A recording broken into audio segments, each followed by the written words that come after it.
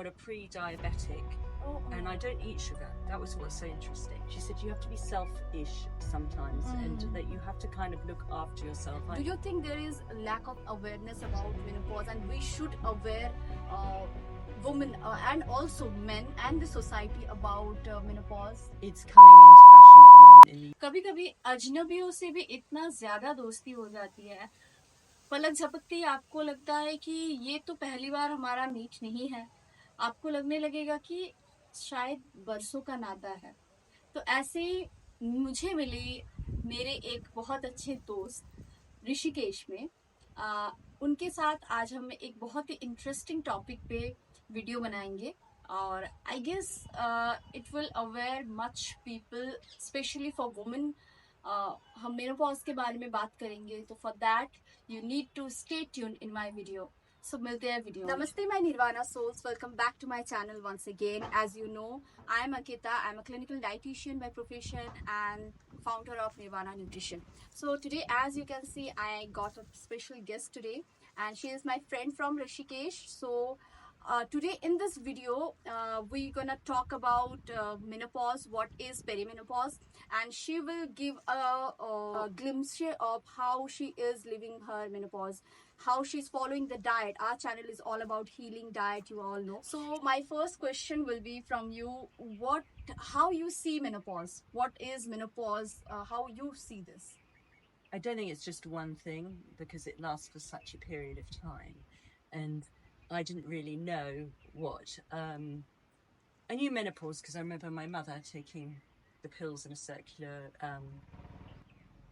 foil that she used to take, but I didn't really know about perimenopause, and that actually was much worse for me. It was when I think menopause affected me psychologically and not so much physically, in the sense that I didn't get lots of hot flushes or I didn't really suffer from pain, but I did put on weight, and that, I think, after a sort of lifetime, anyway, an adult lifetime of being fairly slim and managing to maintain my weight, that weight gain was quite a shock.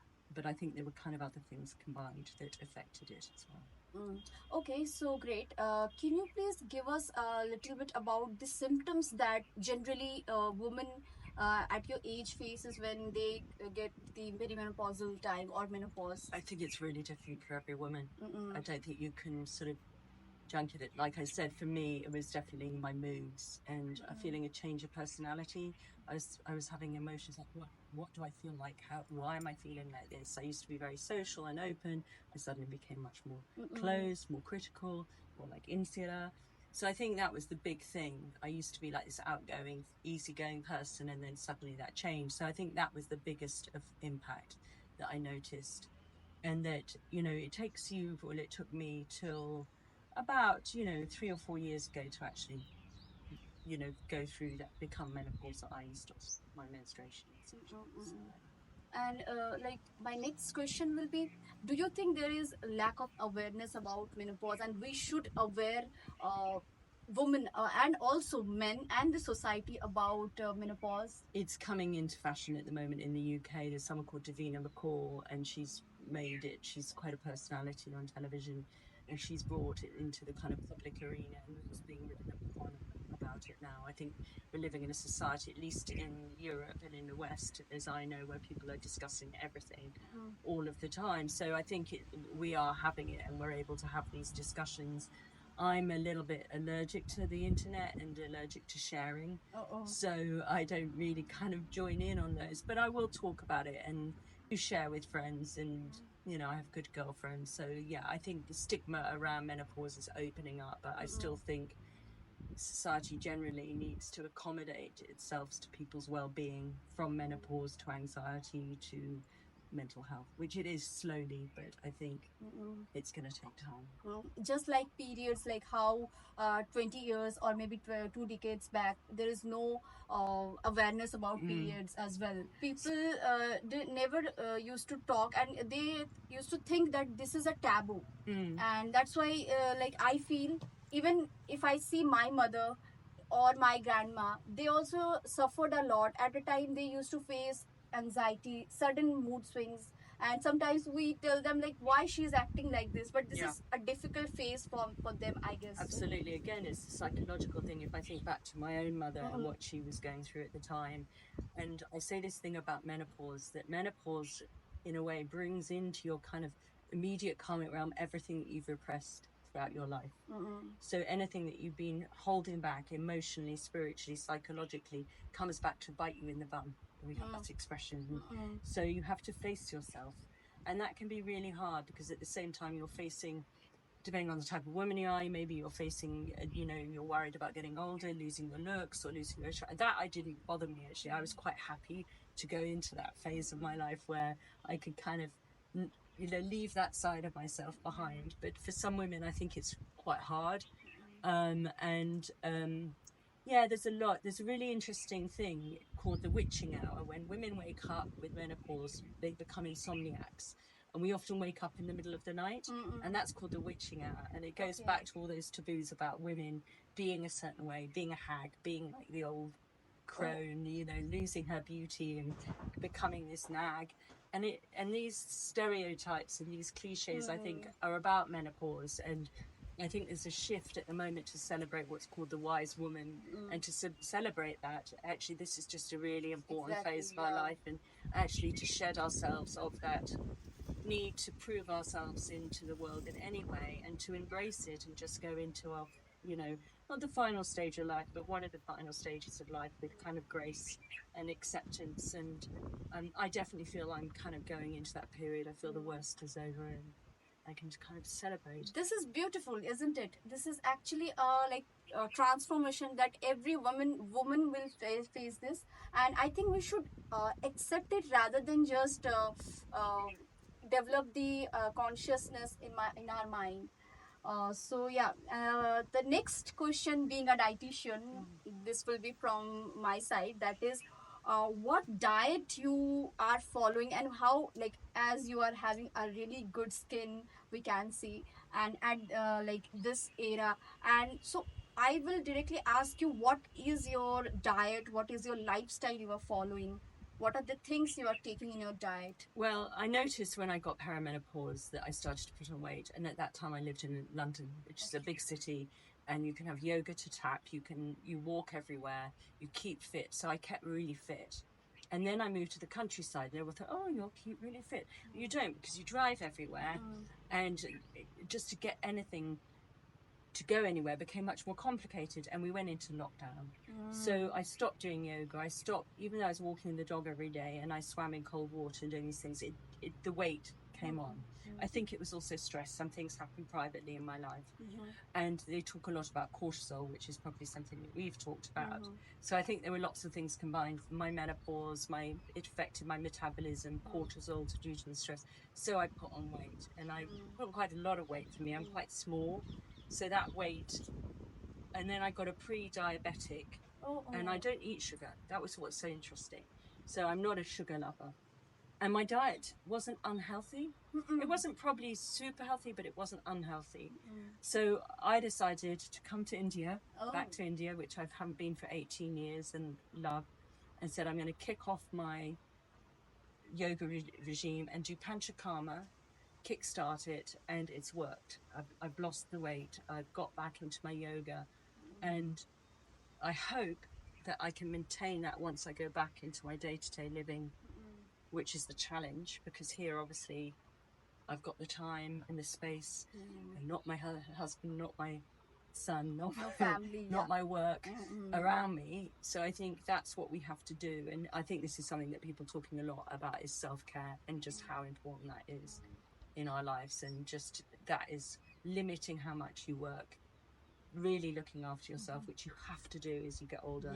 And move, because I'd say one thing with aging, moving as well as diet is the most important thing. And sorry to go back to your point about diet, I've always eaten quite healthily. And what was interesting about Panchakarma was actually it was very different to what I usually eat. So it was a lot of rice, a lot of kind of simple carbohydrates, which I wouldn't usually touch, like white rice. So sometimes I hardly ate any of the rice because it was, but actually it was very gentle on my stomach, and it was really interesting to go through eating like that for I did it for 14 days and to see how my body felt, you know. But my body craved fruit and my body craved greens. And you don't, within Ayurveda, the raw food is not looked at very much. So I find that quite interesting. And I found the differences between what we consider healthy eating in well, let's say England or the West, and what Ayurveda says is suggests how to eat. So that's quite interesting, looking where they combine and where they differ. And what is your call about the gut microbiome? Because gut microbiome is a thing that we don't talk much, but that plays a great role in our metabolism and also in our mood swings as well. Yeah, I mean, I'm not an expert in it, but I have been aware of it because when I was last in India for many years, I really messed up my gut because I ended up having to take lots of antibiotics because I got so many infections. So it destroyed my gut diversity. Yes, in there. So and there's a lot of research, like I sent you a link today, around gut health, and I think it's one of the things that we have to talk about. I say to my partner all the time, who's quite different diet habits to me, and I'm trying to educate him, and I think he's finally learning. I think all those things that, I don't know whether it's in India, but definitely people drink a lot of beer, you know, they drink fizzy drinks, they drink all those, you know, sugary drinks. I know sugar's a massive problem in India. And these kind of things are not good for your gut health. And they also, I would say that, you know, I like have kombucha and I try to have live yogurt and I try to feed my gut health naturally rather than take supplements, because I always think the best way is to eat it through your food directly rather than buy expensive supplements, which are not affordable for everyone as well. But you know, a lot of these, I think you have to be careful. I think in India it's beyond most people's price ranges, as it is in England, that these things have a lot of sugar in. So when you buy them from the marketplace, check what you're buying. The ingredient. Like on kombucha, because a lot of it is not that organic, and make your own if you have time. Yes. And there is a lot of names that is like the hidden sugar names are there. So people are thinking nowadays it's very famous, zero sugar Coke or zero calorie drink like that. But people are not seeing that the ingredient itself, it's mentioned that there is another names of sugar it's mentioned. These are really bad for you. These are worse for you than sugar. You might as well eat sugar. Like maltodextrin and all. They're so bad for you. And another thing that we have in the UK, which I'm continually, because I have a lot of young people that work for me, they're all drinking energy drinks. I'm saying, please don't drink energy drinks. They're so bad for you. And they combine them with alcohol, and that really pulls your heart in opposite directions. So, it's like we talked about, food is everything. You know, that these are poison for your body. Yes. You know, they really are. So the people right now talk about the addiction, don't take alcohol, or don't do the smoking, but people are not thinking about the legalized drug that I call them legalized drug, as the sugar, the white sugar, or maybe these things where the mobile phones. Yes. So so they are not at all awareing us about this. So do you think that we should also like make people aware about these things, like to read the label? Right now in India there is a YouTuber called Food Farmer. He's actually working really well, and he is educating people about to read the labels. Yes. So do you think the awareness is like still needed in our country? Or I can't speak for India because I'm not here, and I wouldn't like to impose my opinion on Indian country. But I think we need it more in England. I mean, the issue for me around, and I don't know what it's like in India, is money. All right, so I say to friends of mine who, you know, I come from London. I lived in a world of media where people they weren't rich, but there was a good, healthy middle class that had a good deal of knowledge and access and a disposable income at one stage. Things are changing in the UK at the moment. And there's monkeys there. And I remember once this guy posting, everyone should go to the organic market, and you know, and I said, well, look, it's okay for you. You have a lifestyle which can do it, but a family that's living with a very low income will opt to go to Iceland. This is a very cheap supermarket, or the cheap or Lidl and buy easy processed food, because they can only afford it. To go to an organic shop is very expensive. To go to a health food shop, so I think, I'm not saying it's impossible, people can eat, but to try and persuade people and to inform them to stop eating this, it has to be massive. There's a guy called Jamie Oliver who did a lot. He was a chef in the UK. He is a chef in the UK, and he did a lot for school meals. And another guy called Marcus Rashford. They're trying to. These people I admire, because they're attaching society on a grassroots levels to eat healthier. You know, just stay away from processed food. Just stay away from ready meals. You know, cook your food, see it, source it, know where it's coming from. You know, and I think, you know, I'm an equal hypocrite. I love mangoes. I would love to eat a mango when I go to the UK. It's not going to be like in India or my papaya, but I want to eat that food. But at the same time, like in Ayurveda, the more seasonal you remain to your food, the better it is for the environment and possibly for the gut and for yourself also. Yeah. Yes.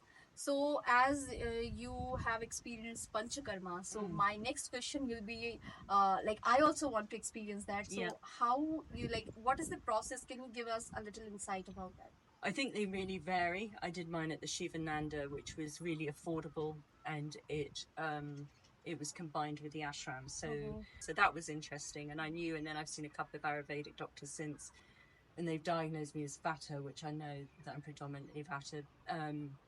But I found I really enjoyed the process. I don't want to say too much because I've now said it, but Sure. I just think, you know, just doing that, getting up in the morning, having the discipline, reducing your diet to the bare minimum, giving your digestive system a break from complex foods, and going through these processes. I loved it, and I find it really cleansing, and I definitely do it again. And I think, like fasting and like Panchakarma, I think they're really good to keep that into your yearly routine, maybe for Kanchwa or biannually, and you know, they're just, it's just good to give your body a rest.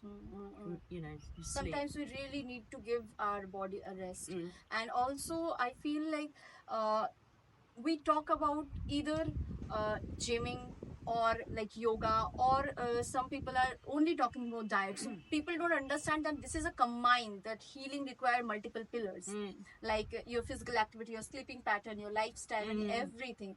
We cannot just pick one thing. That I also always say this, that we cannot just pick one thing and work on it, like gymming and gymming, hitting the gym. It's not like that. We have to live a proper healthy life, or we should adapt the back, like the old lifestyle what our parents used to taught us.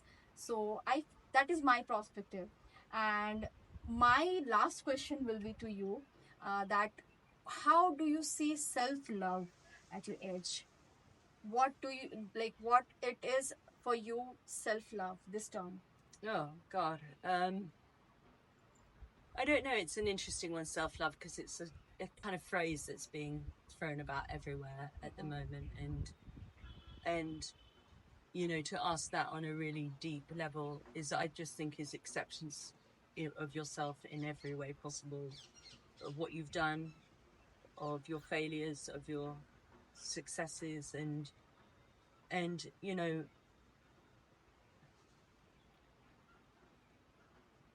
I think that self-love is a kind of thing of making, my friend said this rather sweet thing. She said you have to be selfish sometimes, and that you have to kind of look after yourself.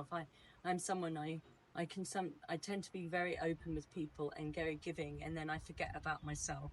And I don't see it, and I'm not saying that because I'm such a good person. It's just my nature. It's like a compulsion sometimes to care for others. I think my partner does that. He cares a lot about other people, and he doesn't look after himself enough. And then it becomes overwhelming. And I think self-knowledge, you know, is the path to self-love. And again, it comes back to that acceptance of every aspect of who you are, and just waking up each day and seeing it as a new life force and a new beginning, you know, and to forgive yourself and everyone around you who may have hurt you, and just to keep on moving and embrace it and enjoy it. Because, you know, at this age, when you come to my age, you realize life is more fragile and more precious. And and we just need to embrace it every moment we have. Thank you so much for the time that you That's have right. given to you have given to me, and I think this video will help a lot of women. Yes, because when they heard these things, like if we start talking, Yeah. so the awareness, it will come gradually. I feel so. So yeah, that's it for today, guys, and I'm really grateful and thankful to you, ma'am, for giving us the time. So that's it for today. I will meet you in the next video. Tab tak ke liye, Shivoham. Namaste.